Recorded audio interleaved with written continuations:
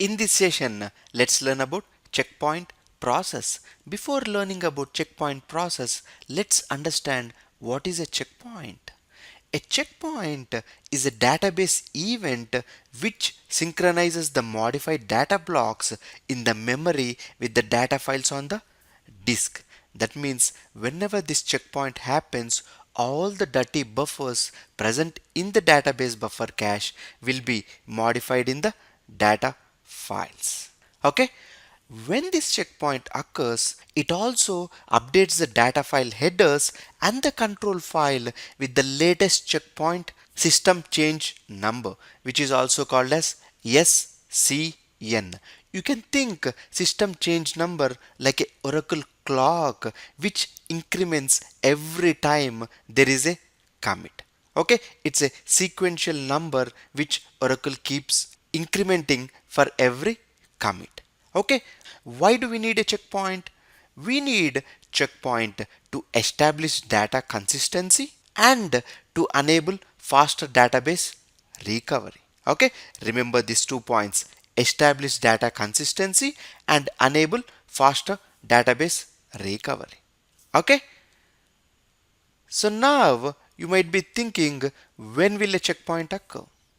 The checkpoint can occur in one of these 5 scenarios. The first scenario is at each switch of the redo log files. We know there are multiple redo log files in the Oracle database. When the Oracle instance is moving from one redo log file to the other, before moving, it will trigger the checkpoint. Okay, the second one is once the number of seconds defined in the log checkpoint timeout parameter is reached, then the checkpoint is occurred. Example, if it says 60 seconds in the log checkpoint timeout parameter, then every 60 seconds the checkpoint is occurred. The third one, once the current redo log file reaches the size of log checkpoint interval parameter into size of IOOS blocks. If the input output OS block size is 512 and if the log checkpoint interval parameter is set to 10,000, then once the current redo log file reaches 5 MB, then a checkpoint occurs. And the fourth one is whenever the Oracle database administrator manually switches the log file from one to another using the alter system switch log file command, then the checkpoint will occur. And the fifth one is whenever the database administrator issues the command alter system checkpoint, then the checkpoint will occur. In any of these 5 scenarios, a checkpoint can occur. Okay, this is very important to understand and remember these 5 scenarios.